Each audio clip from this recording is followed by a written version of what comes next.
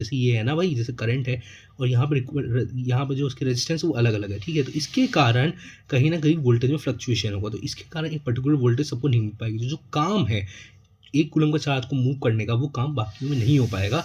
तो इसलिए जो सीरीज़ कॉम्बिनेशन है, ये आम तौर पे आपके जो घर के अप्लायंसेस हैं, उनमें नहीं लगता। क्यों? क्योंकि आपके घर में आपको हर अप्लायंसेस का एक पर्टिकुलर वोल्टेज चाहिए और वो वैसे ही चाहिए कि वो एक कूलम्ब चार्ज को वैसे ही मूव कर सके, जिसके आम तौर पे उस अप्लायंस पे करना चाहिए।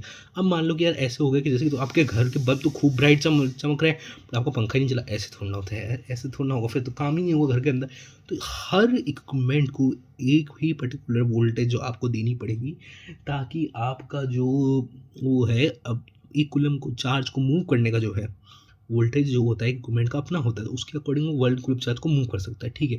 तो 1 कूलम्ब ऑफ चार्ज वो सब में वैसे मूव किया जा सके, इसलिए हम लोग उसे पैरेलल मैनेज करते हैं। पैरेलल के अंदर होता है, अभी हम आगे पढ़ेंगे, बट सीरीज़ के अंदर हम लोग उन्हें अरेंज नहीं कर सकते। तो आपको याद रखना, जो घर के आपके अप्लायंसेस उनको कभी भी सीरीज़ में अरेंज नहीं किया जाता। क्यों? क्योंकि सीरीज़ में वोल्टेज बढ़ जाता है और वोल्टेज अगर बढ़ गया तो आपका जो 1 कूलम्ब चार्ज को मूव करने का काम है वो नहीं कर पाएगा उतना एफिशिएंटली, क्योंकि वोल्टेज कहीं न कहीं बढ़ चुका है। आपने देखो ना, यहाँ पे हमने देखा R इक्विवेलेंट क्या है, V1 प्लस V इक्विवेलेंट क्या है, V1 प्लस V2, तो कहीं न कहीं ये बढ़ गया है जो, और इसके कारण ये बढ़ चुका है, इसके कारण कहीं न कहीं आपके अप्लायंसेस को उतनी वोल्टेज नहीं मिल पाएगी, जिसके कारण वो अपना काम पर्टिकुलर कर सके। इसलिए कभी भी जो होम अप्लायंसेस है, home supply never in series. Home supplies कभी सीरीज़ में नहीं होगी।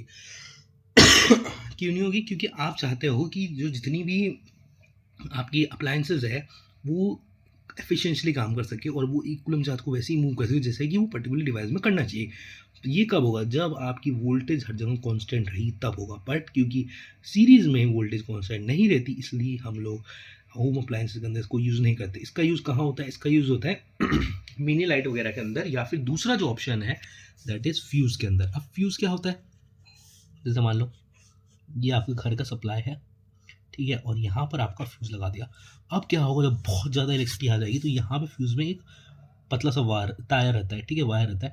जब तार रहता है, ठीक है, तार रहता है, और जब एक पर्टिकुलरली आपका करंट ज़्यादा हो जाता है, ठीक है, सप्लाई ज़्यादा हो जाता है, जब एक पर्टिकुलर एक एम्पियर से ज़्यादा आ जाता है, एक पर्टिकुलर एम्पियर से सप्लाई, तब ये कहीं ना कहीं हीटअप हो जाएगा, क्योंकि जूल ऑफ हीटिंग आगे चल के पढ़ेंगे, ठीक है।